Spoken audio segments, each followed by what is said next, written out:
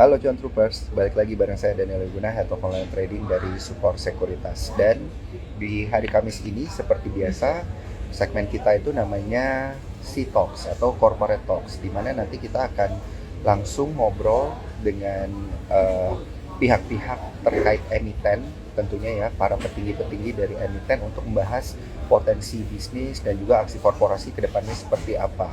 Di mana di kali ini yang akan kita bahas adalah strategi bisnis emiten Avia di semester 2 2023. Nah, ini menarik ya kalau kita lihat dari sisi pergerakan harga dari indeks harga saham gabungan sendiri. Ini tentunya menjadi satu challenge bagi emiten-emiten ya untuk tetap bisa menjadi yang terdepan lah gitu pada peersnya. Karena kan kalau kita lihat untuk Avia sendiri ini kan bergerak di bidang cat.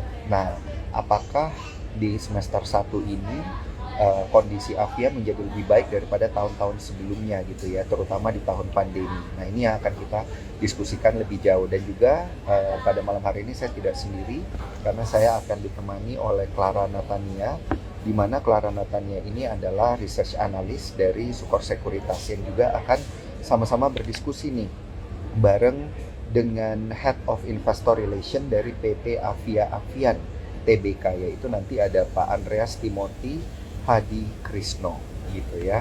Nah, tapi sebelum saya invite research analyst kita pada malam hari ini, saya ingin informasikan kepada teman-teman sekalian, jangan lupa kalau belum bertransaksi dengan menggunakan aplikasi Spot, langsung daftar ya dengan uh, masuk ke dalam link e-form.sukorsekuritas.com dan mendaftarnya di sana gitu ya supaya bisa bertransaksi dengan menggunakan akun Spot. Dan kemudian di tanggal 26 nanti kita akan rilis fitur baru tentunya ya. Jadi jangan lupa di 26 atau hari Sabtu ini ya, 26 Agustus, kalian semua wajib update aplikasi Spot gitu karena kalian akan bisa mendapatkan 3 fitur baru.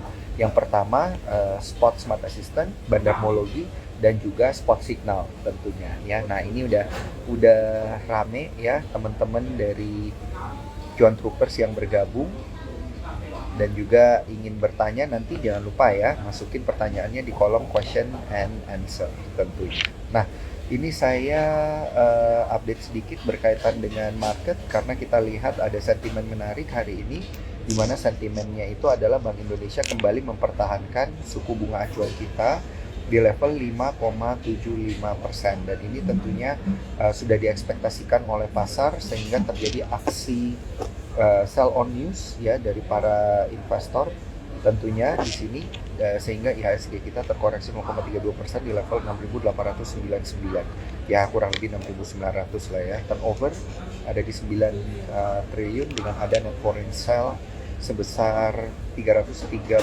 miliar rupiah di pasar reguler dan 198 miliar di all market tentunya ya, dengan memperhitungkan pasar reguler dan juga pasar negosiasi dan juga pasar tunai.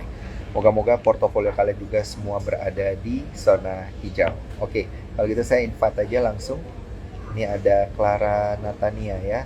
Untuk Clara, kalau bisa Instagramnya mungkin di unprivate dulu supaya kita bisa invite. Oke, moga-moga udah bisa connect. Harusnya udah bisa. Oke, sambil nunggu Clara, saya udah kirim ya invitationnya. Nah, ini bisa masuk.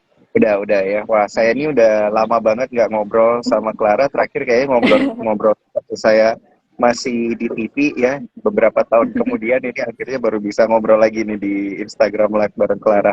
Oke, saya pengen langsung aja nanya-nanya ke Clara ini berkaitan dengan emiten kita Avia pada malam hari ini. Tapi sebelum spesifik ke emitennya, boleh nggak kita dikasih guidance gitu dari sisi sektoralnya ini sebenarnya seperti apa untuk Avia, dan gambaran besar industri cat-catan gitu mungkin di pasar domestik kita seperti apa? Silakan. Kalau untuk secara sektoral, Acuan ini menjadi salah satu market leader ya di untuk sektor industrial material, terutama untuk cat di Indonesia. Dan kita lihat mungkin kedepannya prospeknya akan positif buat ASEAN, terutama juga uh, kita lihat kan demand untuk properti juga naik di tahun ini dan beberapa tahun ke belakang, mungkin juga masih jadi sentimen yang positif untuk penjualan dari Asia.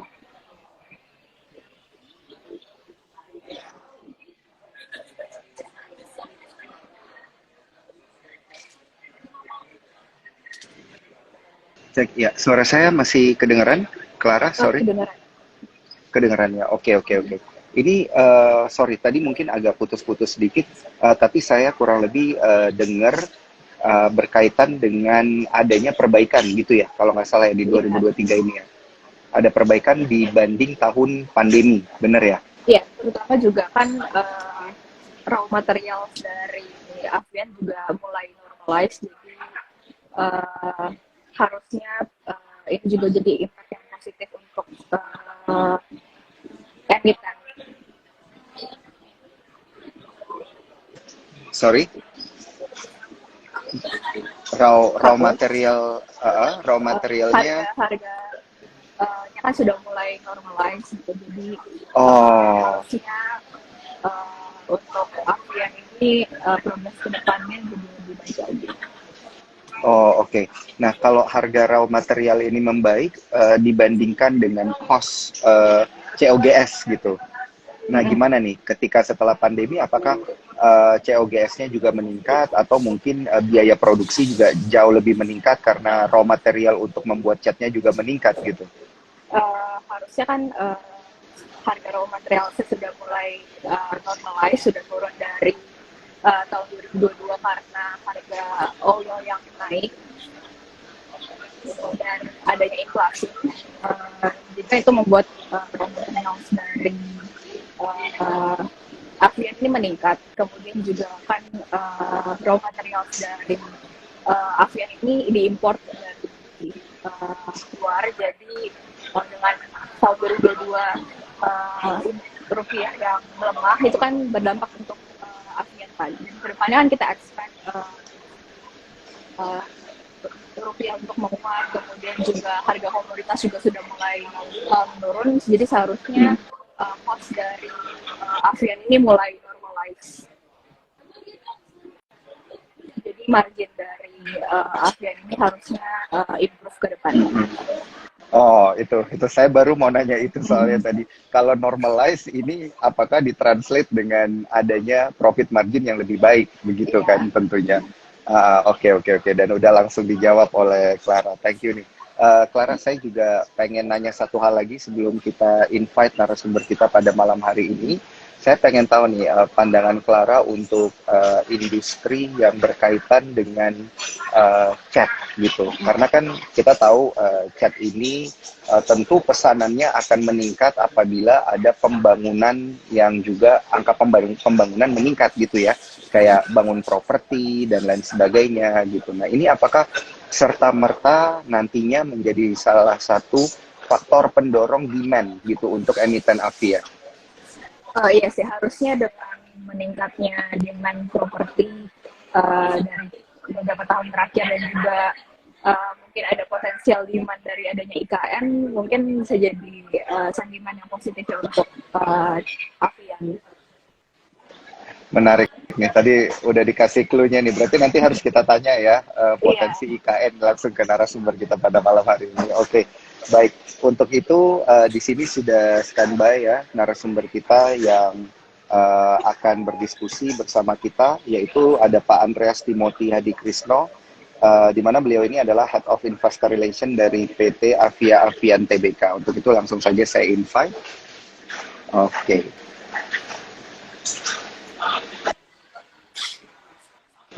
John Troopers juga jangan lupa ya, kalau mau bertanya langsung aja masukin pertanyaannya ke kolom question and answer. Oke, nah ini kita udah terhubung. Halo, selamat malam Pak Andreas, kabar sehat? Selamat malam Pak Daniel, selamat malam Clara. halo malam Pak Andreas, apa kabar? Baik. Terima kasih untuk waktu yang diberikan kesempatan untuk Avian sharing mengenai perusahaan kami Pak. Baik, kita juga terima kasih banyak Pak Andreas. Saya sebelumnya salam kenal dulu, saya Daniel Pak. Kita baru pertama kali ngobrol ya, Iya, ngobrol di sini. Pak Daniel. Iya. Kalau Terima kasih atas sekarang waktunya. lebih dulu dari sebelumnya. Iya, ini menarik Pak, karena sebetulnya kita dari sekuritas juga pengen banget ngobrol langsung dengan emiten Avia setelah melihat kinerja, tentunya kinerja di bursa saham dan juga kinerja secara fundamental gitu ya. Dan juga ini mewakili Cuan Troopers, nanti kita akan melontarkan banyak pertanyaan nih Pak Andreas tentunya, yang mewakili Cuan Oleh Troopers padanya, nanti ke depannya. Oke, tadi saya udah sempat ngobrol-ngobrol nih bareng dengan Clara Natania berkaitan dengan potensi emiten-emiten cat di tahun 2023 ini gitu. Tapi untuk lebih memperdalam, boleh nggak nih Pak Andreas ceritain ke Cuan Troopers gitu ya? Apakah emiten Avia ini benar-benar hanya di cat aja kah bidangnya, atau sebenarnya ada pipeline yang lain begitu yang mendukung bottom line-nya? Silakan Pak. iya. Jadi Avian itu merupakan perusahaan yang awalnya fokus berjualan produk cat, khususnya di cat dekoratif, Pak. Nah, kemudian berjalannya waktu, Avian sendiri mulai berkembang menjadi perusahaan yang berjualan produk-produk bahan bangunan. Jadi, Avian sendiri itu memiliki perusahaan distribusi, Pak. Di bawah naungan Avian memiliki namanya perusahaan Tirta Kencana Tata Warna. Perusahaan inilah yang melakukan distribusi penjualan produk cat dari Avian. Jadi menyumbang kurang lebih 82% dari total penjualan kami itu disumbang dari penjualan cat. Kemudian ada sekitar 17-18% itu menjual barang trading goods atau barang dagangan. Nah, barang dagangan ini adalah menjual produk-produk dari sister company kami, yaitu menjual produk pipa PVC, kemudian ada furniture, dan ada aksesoris pelengkap untuk pendukung produk penjualan cat, Pak. Oh, oke, baik-baik. Ini menarik ya. Berarti tidak hanya semata-mata chat ini ya yang mendukung kinerja bottom line ya, tapi sebenarnya ada banyak pipeline gitu ya untuk diperhatikan Tapi dan diketahui juga nih. ya, tapi memang kita tetap berfokus untuk menjual produk cat, Pak, sebagai bahan barang dagangan utama kami tetap fokus untuk menjual produk cat, Pak. Baik, baik. Itu masih tetap menjadi itu ya kontributor utama berarti ya, bisa Atau kita bilang ya. kontribusi Baik. utamanya dari produk cat. Karena itu memang merupakan core bisnisnya Avian. Baik, baik, baik. Ini menarik nih, banyak sekali respon-respon dari para cuan troopers ini. Sepertinya banyak yang menggunakan produknya juga, Pak Andreas. Sejujurnya saya juga menggunakan nih, saya salah satu pengguna. Mungkin Clara juga nih salah satu pengguna. Silakan Clara, mungkin ada pertanyaan lanjutan. Semoga semakin banyak cuan troopers yang makin mengenal produk-produk Avian, jadi semakin dikenal, semakin disayang, Pak. Produk-produk Avian banyak sekali variasinya.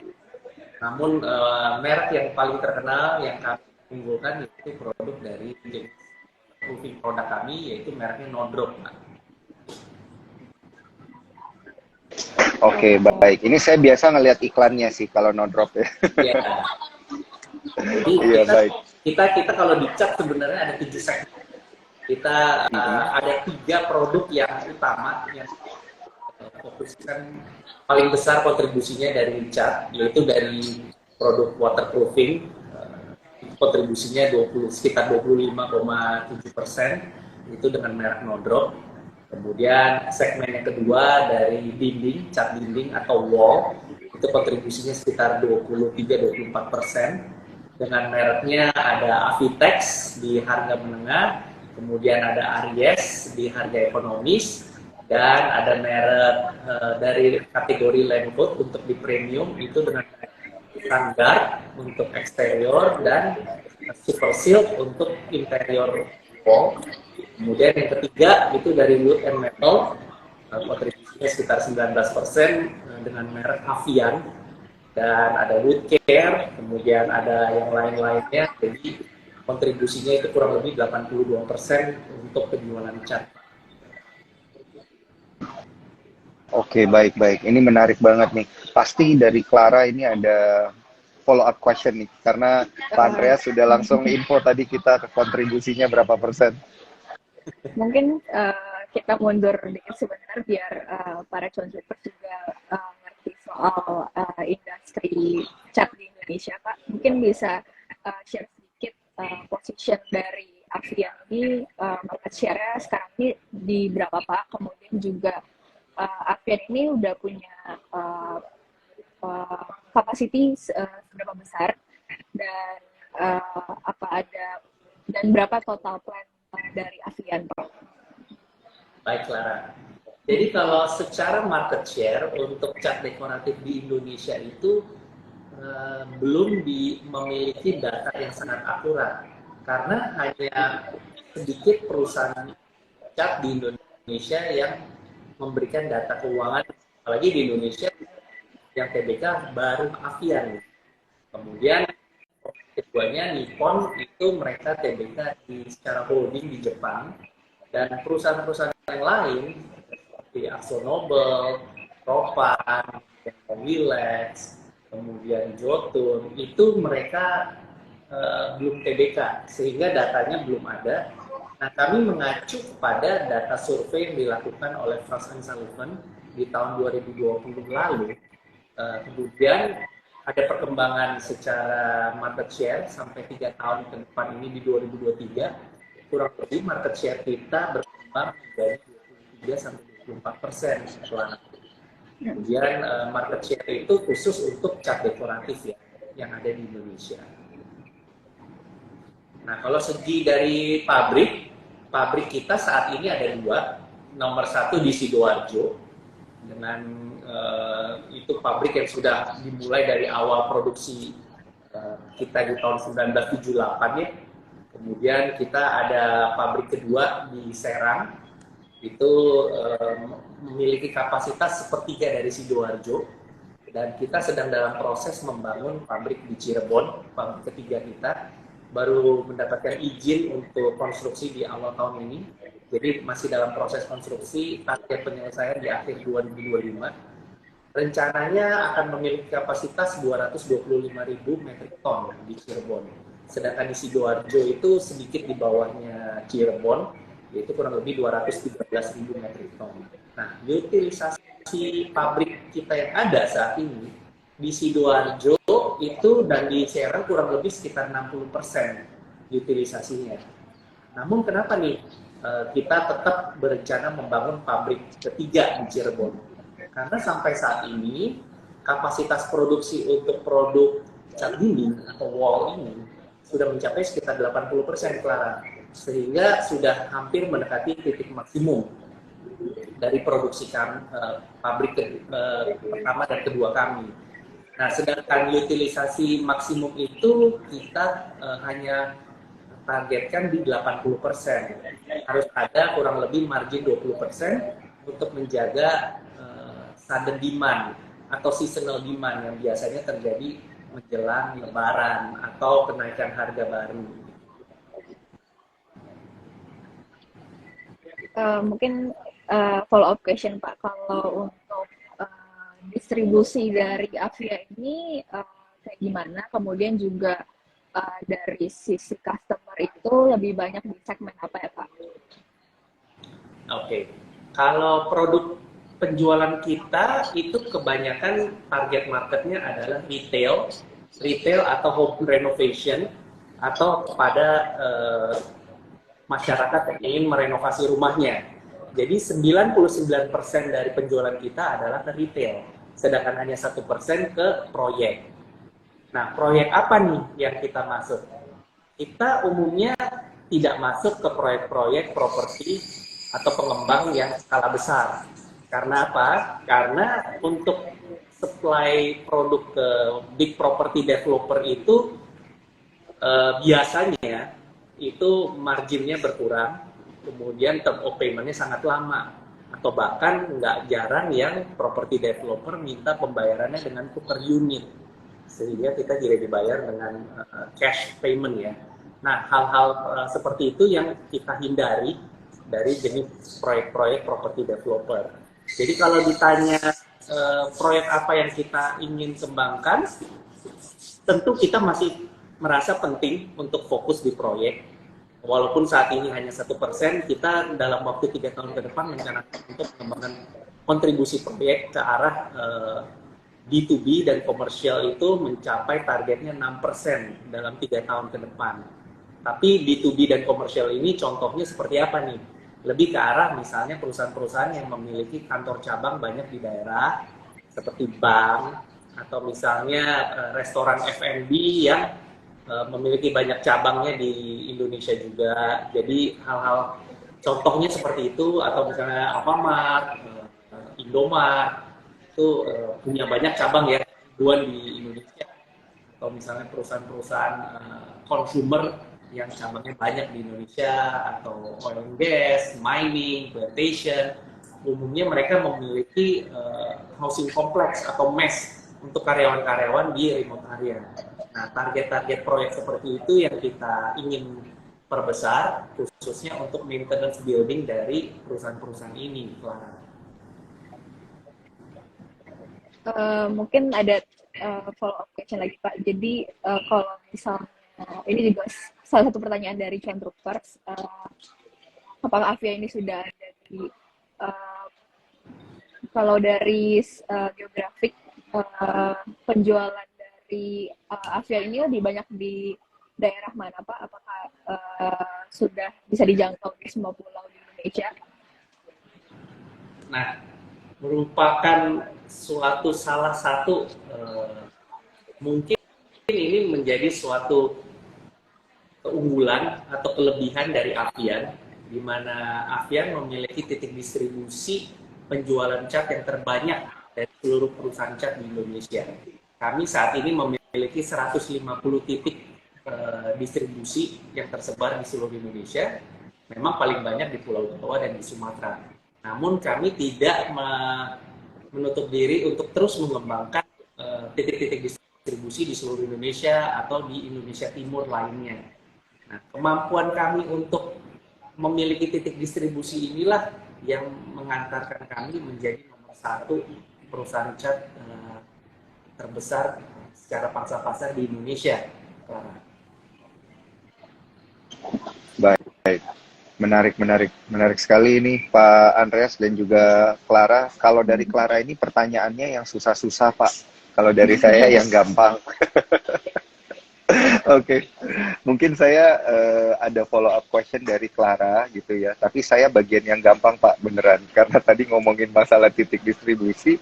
Ini apakah Avia sendiri sudah ada distribusi ke luar negeri gitu Pak? Atau secara B2B mungkin, atau mungkin jual ke retail di luar negeri juga gitu, atau gimana Pak? Saat ini kita belum ya, kita masih fokus untuk penjualan cat dan titik distribusinya di Indonesia, karena perlu diketahui salah satu barrier entry untuk masuk ke pabrik cat atau ke industri cat itu bukan kemampuan untuk membuat pabriknya, tapi kemampuan perusahaan cat tersebut untuk mendistribusikan produk dan mereknya dapat diterima oleh masyarakat. Hal itu merupakan menjadi suatu tantangan. Apabila suatu pabrik cat ingin berkembang di Indonesia atau di daerah tertentu, harus membuat jaringan distribusi sendiri. Karena penerimaan produk atau merek tersebut butuh waktu yang cukup lama padanya. Jadi maka dari itu, karena kita masih memiliki pangsa pasar yang belum terlalu dominan di market, baru sekitar 23-24%. Jadi manajemen masih ingin memfokuskan diri mengembangkan bisnisnya di Indonesia, dan masih banyak nih PR yang harus kita lakukan dari segi produk, inovasi produk, pengembangan jaringan distribusi, layanan pengantaran produk secara logistik, kemudian dari sales and marketing, itu yang terus kita kembangkan selama beberapa tahun ke depan, Pak. Baik Pak. Satu lagi nih follow up question sebelum balik ke Clara. Masih yang gampang Pak, serius. Iya.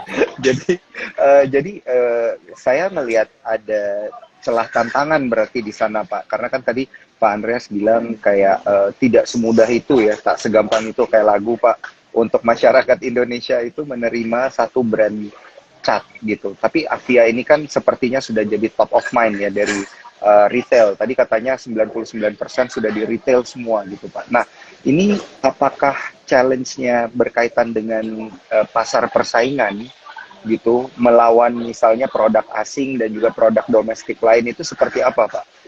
Yang lebih sulit yang mana nih? Apakah lebih sulit untuk melawan produk yang dari domestik sendiri, kompetitor domestik, atau kompetitor asing? Sebenarnya lebih tergantung di segmennya, Pak. Karena setiap segmen itu ada masing-masing dominant player. Jadi misalnya sebagai contoh di kategori cat dinding wall, itu di premium lawan kita adalah Dulux, merek Dulux dari AkzoNobel, kemudian ada Jotun, dan ada Mowilex. Nah, kalau di kategori cat dinding menengah itu ada Nippon, dan kemudian ada juga AkzoNobel dengan merek di bawah Dulux. Nah, kemudian ada lagi misalnya di waterproofing, ada saingan kita dari dominannya dari lokal ya dengan merek Aquaproof. Kemudian di wood and metal itu juga ada saingannya juga, dan di woodcare juga ada saingan juga, sebagai contoh misalnya Propan dari pemain lokal di Indonesia. Jadi setiap segmen itu memiliki kekuatan masing-masing dari merek-merek setiap perusahaan Pak, apakah lokal atau asing gitu. Namun memang kalau secara total itu nomor 2 ya pesaing kita yaitu Nippon Pak dari Jepang.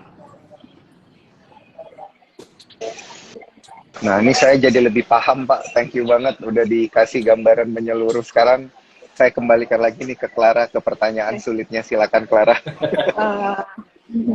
Mungkin boleh diceritain sedikit Pak, gimana kondisi demand dari paint dan coating di Indonesia, kemudian juga demand dari Avia sendiri, dan kedepannya ini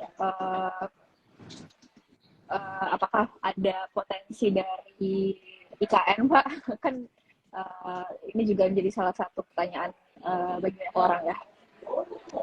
Jadi pasar yang baru ya berarti ya. IKN ini kan berarti pasar yang baru ya. Itu mengarah ke sana ya. Nah, kita ini kalau bicara demand terhadap paint and coating itu tergantung nih, di retail atau di project. Kalau kita yang kebetulan fokusnya besar di retail, kalau kita lihat tantangannya ini kepada kenaikan harga UMR berbanding dengan inflasi harga bahan baku dan produk, harga produk. Apabila inflasi harga produk dan bahan baku bangunannya lebih tinggi dari kenaikan UMR, itu akan terjadi kesenjangan atau gap antara kedua hal tersebut, inflasi harga bahan baku dan kenaikan UMR. Karena kalau misalnya masyarakat memiliki namanya disposable income ya, atau misalnya kelebihan dari pendapatan, itu baru mereka bisa belanjakan untuk konsumsi di barang-barang sekunder. Karena cat ini kan merupakan bukan kebutuhan primer, tapi kebutuhan sekunder. Jadi bukan merupakan suatu hal yang mutlak harus mereka beli gitu di waktu-waktu yang sekarang. Jadi bisa ditunda. Kalau misalnya mereka tidak harus ngecat rumah tahun ini, kan mereka bisa tunda buat tahun depan gitu ya. Jadi apabila kenaikan harganya sangat fantastis, seperti contoh 2 tahun terakhir nih, dari tahun 2021 sampai tahun 2022, kita telah menaikkan harga produk itu sebanyak 6 kali. Itu tidak pernah terjadi. Biasanya maksimum kita menaikkan harga itu 1 sampai maksimum 2 kali. Ini bayangkan, kita setahun naik 3 kali. Jadi total 6 kali dalam 2 tahun terakhir. KFC price kita sudah naik 25%. Nah, itu menyebabkan daya beli masyarakat berkurang atau terjadi price sensitivity terhadap produk karena pendapatannya masyarakatnya yang tidak terjadi produk bahan baku tersebut gitu. Nah, jadi boleh dibilang pelemahan bisnis yang terjadi tahun 2022 tuh lebih ke arah situ sih, Clara. Karena quick buy power ya dari masyarakat. Nah, terkait dengan IKM, kita juga sedang berusaha untuk berpartisipasi di proyek IKM. Jadi sedang mencoba untuk propose produk kita ke konsultan-konsultan proyek. Tapi di luar itu, partisipasi kita memang tidak secara langsung terhadap IKM, tapi lebih ke arah di mana kita memiliki titik distribusi yang sangat kuat, khususnya di Kalimantan Timur. Nah, keberadaan titik distribusi kita sudah mendominasi di daerah Kalimantan Timur, jadi semoga hal ini dapat mendukung apabila ada perkembangan atau permintaan cat di daerah IKN atau Kalimantan Timur dan sekitarnya. Oke, menarik. Ini nggak berasa kita ngobrol-ngobrol dengan Pak Andreas sudah mau 40 menit, Pak. Beneran nggak berasa. Seru banget soalnya, dan juga tentunya saya ingin ingetin ke para cuan troopers untuk kalau belum bertransaksi menggunakan spot, jangan lupa mendaftar melalui ifom.sukorsekuritas.com. Dan bagi yang telat untuk nonton Instagram Live kita pada malam hari ini, jangan takut karena Instagram Live ini akan di-save di Instagram Sukor dan juga nanti akan kita publish via YouTube dan juga via Spotify. Nah, saya ingin melanjutkan ke pertanyaan yang sudah kita persiapkan ini, Pak Andreas, berkaitan dengan gambaran kinerja di semester 1 tahun ini, Pak. Apakah sudah sesuai atau di atas ekspektasi? Ini kalau kita lihat juga dari sisi kenaikan harga dan juga volume yang terjadi di semester 1 sebenarnya seperti apa, Pak? Jadi semester 1 ini secara bisnis konsolidasi kita membukukan 3,8% kenaikannya. Kemudian di sisi architectural solutions atau cat dekoratif itu membukukan kurang lebih 4,3%. Dan di sisi trading goods kita membukukan kenaikan 1,6%.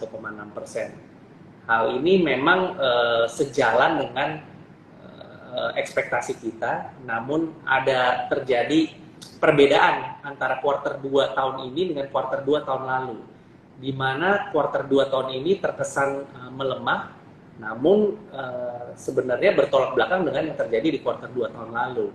Karena apa? Karena di kuarter 2 tahun lalu itu terjadi kenaikan harga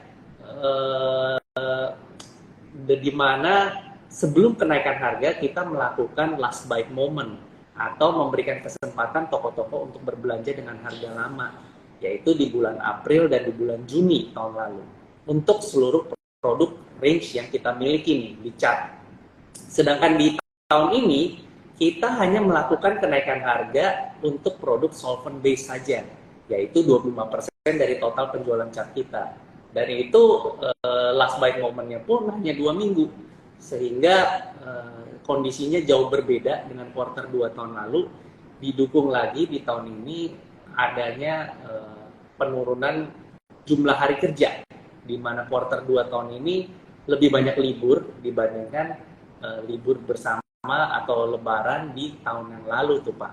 Nah, ini menyebabkan kuarter 2 kita agak melemah dibanding kuarter 2 tahun lalu. Namun semoga dengan hal itu kita akan berusaha keras untuk meningkatkan penjualan kita di kuarter 3, Pak.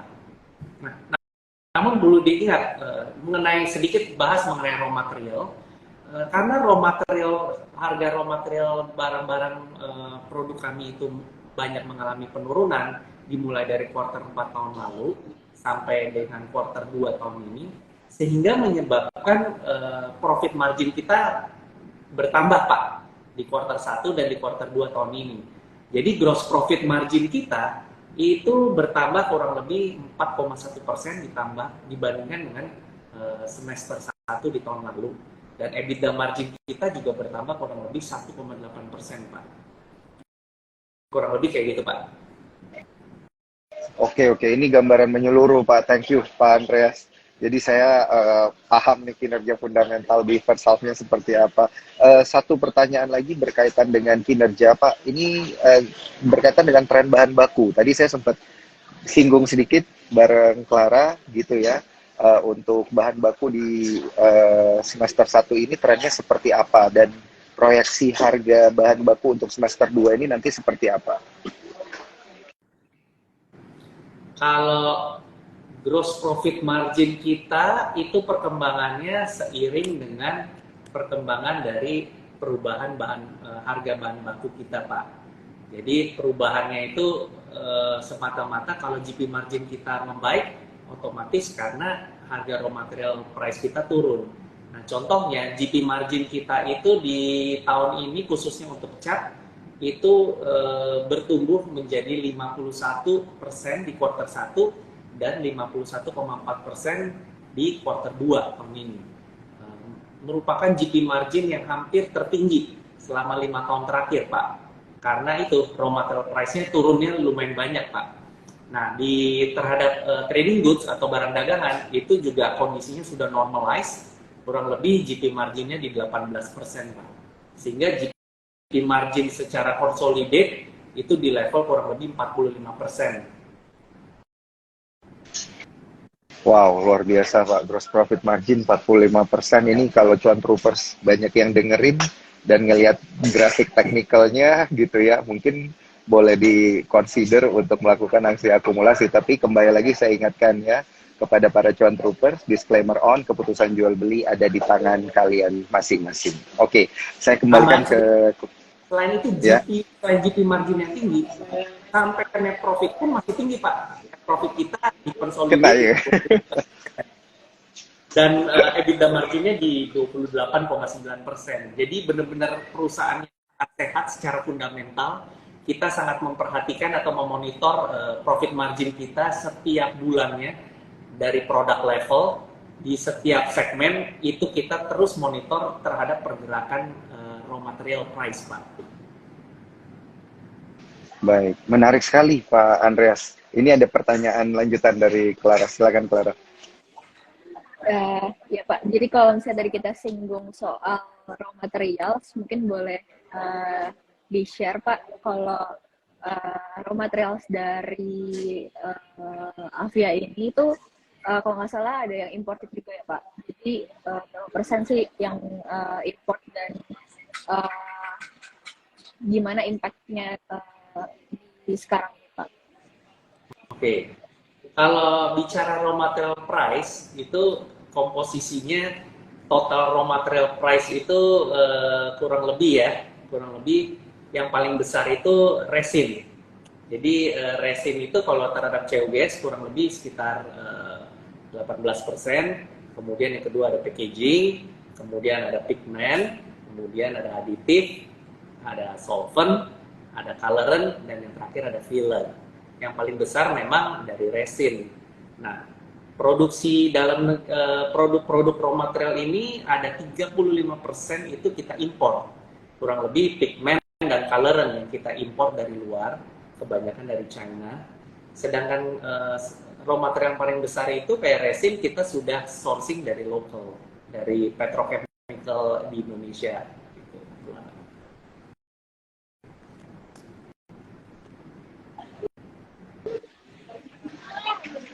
Kalau misalnya kita bicara soal ASP lagi Pak, apakah kedepannya masih ada plan Avian untuk menaikkan harga jual lagi, atau kalau dari industri dan kompetitor sendiri apakah harga juga mereka mengikuti kenaikan dari Avian Pak? Tahun ini kita sejauh ini hanya baru menaikkan harga dari solvent saja sih, produk solvent. Karena terakhir kita naikin produk solvent kita di tahun lalu ya, November tahun lalu, dampaknya itu masih terjadi kenaikan terus raw materialnya. Padahal solvent itu adalah turunan secara langsung dari crude oil. Tapi ini agak dilema nih, berbanding terbalik dengan crude oil price-nya menurun, tapi kok solventnya masih terus naik gitu. Sedangkan raw material yang lain-lain itu sudah cenderung menurun, dan kita tidak ada rencana untuk menaikkan harga, khususnya untuk produk-produk water base gitu. Jadi boleh dibilang kita estimasikan GP marginnya untuk di kuartal 3 ini kurang lebih sama dengan apa yang terjadi di semester 1 tahun ini sih. Ya kalau misalnya tidak ada kejadian yang signifikan lagi perubahan terhadap raw material sih, harusnya margin kita, profit margin kita akan stabil sih, seperti di semester 1. Baik. Raw materials yang paling diperhatikan ini apakah berkaitan dengan harga oil aja Pak, atau ada komoditi lain gitu Pak yang sebenarnya mempengaruhi raw material itu sendiri Pak? Sebenarnya raw material price itu nggak semata-mata ngandelin dari crude oil ya, karena yang kita perhatikan cukup banyak nih dari lokal atau dari secara global. Ada juga kita perhatikan dari indeks beberapa komoditas, dari monomer, kemudian dari ada beberapa hal deh. Jadi ada daya beli lokal dan asing, kemudian terhadap benchmark terhadap indeks, kemudian terhadap crude oil juga. Jadi kita combine gitu. Baik Pak, dan kemudian kalau kita melihat dengan pencapaian-pencapaian di first half ini Pak, ada nggak sih kemungkinan begitu targetnya dinaikkan dari 7 triliun gitu Pak? Saat ini sih enggak ya, jadi kita tetap sesuai dengan guidance kita di tahun ini, yaitu peningkatan secara value itu 8-12%, kemudian untuk volumenya 2-6%.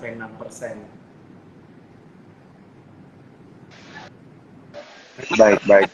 Saya lebih di first half kita ini, kalau dilihat total penjualan kita baru 3,8%, agak ketinggalan dari target full year kita yaitu 8-12%, dan kita berharap penjualan kita akan jauh lebih kencang di quarter 3 tahun ini, karena quarter 3 tahun lalu itu low base. Nah, jadi dengan tanpa adanya kenaikan harga, kita tinggal menaikkan harga banyak ya di quarter 2, kita berharap quarter 3 ini kita bisa berjualan lebih mudah dengan low base kondisi di quarter 3 tahun lalu sih. baik. Paham Pak. Ini saya gantian lagi ke Clara, silakan Clara. Ya. Oh, sepertinya Clara ke disconnect nih. Kalau gitu saya lanjut lagi nih Pak, karena kan masih berkaitan dengan kinerja salesnya sendiri gitu ya Pak, dan juga pencapaian di first half. Nah, berkaitan dengan hal tersebut, strategi marketing baru yang akan dilakukan untuk meningkatkan market share ke depan seperti apa? Karena kan kalau kita lihat market share-nya ini ada di kisaran 23%. Oke. Strategi marketing kita memang berfokus pada produk inovasi. Jadi bagaimana Avian dapat mengembangkan market share dan meningkatkan volume, khususnya belajar dengan kondisi yang terjadi di kuartal 3 tahun lalu. Manajemen dengan cepat beradaptasi, berusaha untuk meluncurkan beberapa produk ekonomis di beberapa kategori utama kita, yaitu dimulai dari wood and metal. Tahun lalu Desember kita mulai luncurin produk ekonomis Avian dengan nama Avian Celing yang harganya 20% lebih murah dari produk Avian. Hal ini untuk merespon weak buying power yang ada terjadi paling besar di kategori wood and metal kita. Dan ternyata ini berhasil. Produk Avian Celing kita hampir 9 bulan. Ini kita sudah memasuki bulan September, kita sudah berhasil menjual produk ke lebih dari 17.000 toko di Indonesia, dari total network toko yang kita miliki 56.000 toko bahan bangunan di Indonesia.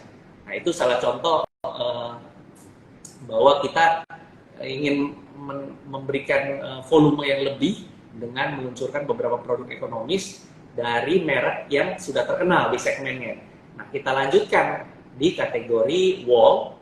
Kita telah luncurkan produk Aries Bling, yaitu harga yang lebih murah dari Aries Gold dan lebih di atas dari Aries, yaitu merek paling murah atau ekonomisnya kategori cat dinding kita.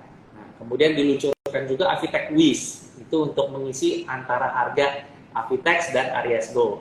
Nah, berikutnya nanti kita akan luncurkan juga produk ekonomis kita dari merek No Drop di waterproofing. Jadi itu beberapa produk-produk ekonomis yang kita luncurkan di tahun ini untuk mendukung kenaikan volume. Di samping itu kita juga secara agresif ingin mempromosikan produk cat dinding kita di kategori menengah, yaitu Avitex Gold. Avitex Gold ini memiliki banyak keunggulan secara kualitas dibanding pesaing-pesaingnya di pasar cat menengah. Jadi semoga Avitex Gold bisa ke depannya dalam waktu beberapa tahun ke depan bisa menyumbangkan porsi yang cukup signifikan terhadap penjualan kategori cat dinding kita pada Neo. Mantap. Strateginya. Gambaran dari produk ya. Di luar produk kita juga aktif mengembangkan inovasi-inovasi dalam hal pengiriman produk, dengan one day delivery service. Kemudian kita juga kembangkan teknologi ERP untuk mengatur sistem pengiriman kita secara efisien, dan kita juga sedang dalam proses mengembangkan pengiriman yang lebih cepat lagi, dan juga kita melakukan loyalty program kepada toko-toko bahan bangunan khususnya di kota besar, dan kita melakukan training kepada tukang-tukang cat. Untuk apa? Tujuannya kita ingin membentuk loyalitas dari sisi toko bahan bangunan dan dari tukang cat, karena tukang cat ini merupakan konsumen kita secara tidak langsung. Jadi kita harus merangkul konsumen langsung, yaitu toko bahan bangunan, dan konsumen yang tidak langsung, yaitu tukang cat. Dan di samping itu ada kontraktor, ada konsultan desain interior, ada juga pemilik rumah. Nah, itu kita rangkul semua, Pak. Oke, ini strateginya sporadis ya, kena semuanya, kena nih, internal, harus eksternal. Bikin gathering, harus banyak acara supaya Avian lebih banyak dikenal ke masyarakat, Pak. Benar, saya setuju banget Pak dengan itu. Baik, saya sekarang beralih lagi ke Clara. Silakan Clara. Oh ya Pak, jadi dengan tadi produk-produk baru yang diluncurkan dari Avian, respon dari market ini gimana ya Pak? Terus juga sudah berkontribusi berapa besar ke penjualan Avian sendiri Pak untuk produk-produk barunya?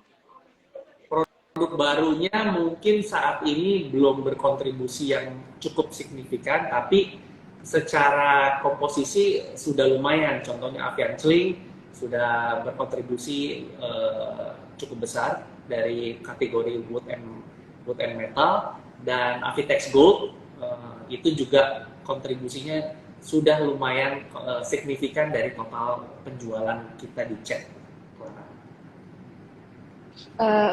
Mungkin saya tidak close secara detail ya, rahasia perusahaan juga, Clara.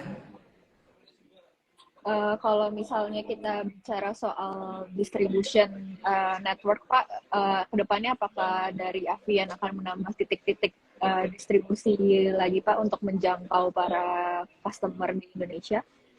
Tentu. Jadi kedepannya kita tidak berdiam diri, kita terus melakukan ekspansi distribusi, titik-titik distribusi yang baru, baik titik distribusi atau mini distribusi. Jadi kita mempunyai dua tipe titik distribusi yang utama, itu yang umum, dan mini distribusi itu untuk menjangkau ke lebih daerah-daerah terpencil. Jadi size-nya lebih kecil dari titik distribusi yang umum, Clara.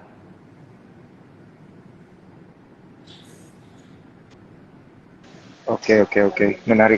Menarik Pak. Ini mulai dari fundamental sampai ke perencanaan hingga akhir 2023 kita udah bahas Pak. Sekarang mungkin kita bahas sedikit setelah 2023 seperti apa gitu Pak. Karena kan kita menuju tahun politik 2024. Nah ini gimana nih Pak nanti apakah kondisi, biasa kan orang bilang kalau kondisi politik itu biasanya akan menjadi satu efek yang bikin dunia bisnis itu agak lesu, kurang lebih seperti itu Pak. Nah, kalau dari sudut pandang Pak Andreas sendiri ini gimana Pak? Ya, biasanya sih dampaknya kepada kita secara bisnis tidak langsung ya Pak ya. Tapi lebih ke arah toko-toko biasanya menjelang pemilu sampai pemilu itu berjaga-jaga terhadap stabilitas keamanan politiknya seperti apa. Karena kalau misalnya politiknya tidak aman, mereka ragu-ragu untuk melakukan pembelian inventory Pak. Biasanya mereka justru mengurangi persentase barang inventory mereka gitu, sampai kondisinya aman, kondisif. Misalnya ada peralihan pemerintahannya ke arah yang sudah lebih aman, biasanya itu 1 tahun setelah pemilu baru kembali normal Pak. Justru banyak orang yang wait and see sih Pak, menunggu sampai bagaimana nih kondisinya gitu Pak. Berarti kurang lebih agak berdampak gitu ya Pak ya, bisa ada dampak pada bisnis cat juga dan tentunya bisnis-bisnis lainnya gitu ya Pak. Iya, kalau kita sih masih tetap optimis Pak untuk perkembangan bisnis di tahun ini dan di tahun depan, namun kita tetap konservatif bahwa perkembangan bisnisnya tidak yang ke arah agresif gitu Pak.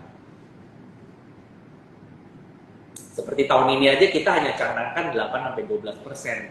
Tidak di level yang agresif, biasanya antara 15-20% Pak. Baik. Ini berarti salah satu strategi untuk tetap bisa bertahan ya Pak ya di tengah kondisi market global yang bergejolak gitu ya. Kita tahun depan di domestik mau tahun politik gitu ya. Jadi tetap bisa ada growth lah gitu ya yang memotivasi kinerja emiten sendiri tentunya nanti di tahun 2024. Baik, kita sudah tersisa hanya kurang lebih 5 menit lagi. Ini benar-benar nggak berasa ngobrol sama Pak Andreas. Saya kasih kesempatan untuk Clara, satu pertanyaan terakhir mungkin untuk Pak Andreas. Mungkin untuk short term strategi apa dari Avian untuk mungkin di kuartal ketiga dan kuartal 4, bagaimana strategi dari Avian Pak? Kalau short term strategi sih kita akan terus meluncurkan produk baru, khususnya produk ekonomis kita, dan kita terus mengembangkan untuk pengiriman produk kita ini. Dari one day delivery service kita memang sudah mencapai 95% one day delivery service, tapi kita coba melakukan lebih ke arah lebih cepat lagi dari one day delivery service ini menjadi same day delivery service, tapi itu masih proses tahap uji. Jadi kita masih terus mengembangkan perbaikan-perbaikan terhadap sisi service atau layanan jasa, dan terus mengembangkan gathering terhadap komunitas kontraktor, konsultan, dan juga mengembangkan tadi ya sektor proyek kita. Jadi dari sisi proyek ini kita harapkan dapat berkembang cukup banyak, dari 1% menjadi double setiap tahunnya. Amin ya. Moga-moga bisa terwujud nanti Pak, ini target-targetnya di 2023 secara short term, dan juga nanti perencanaan di 2024-nya lancar, karena tentunya ini akan jadi satu challenge di dunia bisnis, tidak hanya di industri cat aja, tapi tentunya di industri-industri lainnya juga. Sudah 1 jam, sepertinya kita ngobrol-ngobrol Pak, terima kasih banyak atas waktunya. Baik, boleh Pak, silakan. Saat ini kita kan memiliki dana dari IPO untuk target inorganic growth ya, akuisisi. Namun karena itu belum tercapai dan kita free cash flow kita cukup besar, capex kita hanya 2% dari sales, sehingga menyebabkan kita memberikan kemampuan untuk berkomitmen memberikan dividen itu minimum 50% dari net profit. Nah, karena dana IPO tersebut kita belum bisa gunakan, jadi kita membagikan dividennya jauh lebih tinggi dari 50% Pak. Yaitu kurang lebih di level 90% dari net profit yang kita bagikan. Jadi kalau investor dari Cuan Troopers ingin melirik saham Avian, dapat dividen yang cukup tinggi, kurang lebih di level 90% dari net profit, sampai kita menemukan target akuisisi pabrik cat yang kita ingini Pak. Wah, luar biasa Pak. Luar biasa, ini pesan-pesan pamungkasnya ada di belakangan. Untung tadi Pak Andreas ingat Pak. Saya jujur lupa mau nanya tentang dividen nih. 90% ya Pak ya. Berarti saya ini secara pribadi harus koleksi nih kayaknya dari sekarang. Baik. Kembali lagi saya ingatkan untuk para cuan troopers ya, disclaimer on, dan tentunya saya ucapkan terima kasih sekali lagi untuk Pak Andreas, Head of Investor Relation dari PT Avia Avian. Terima kasih banyak Pak atas waktunya pada malam hari ini. Daniel, Thank you Pak Andreas. Iya. Sukses terus untuk Avian. Baik, thank you juga buat Cuan Troopers dan juga Clara nih yang sangat meramaikan Instagram live kita pada malam hari ini. Saya Daniel Guna pamit undur diri. Sampai jumpa di Corporate Talk selanjutnya. Bye-bye. Thank you. Bye.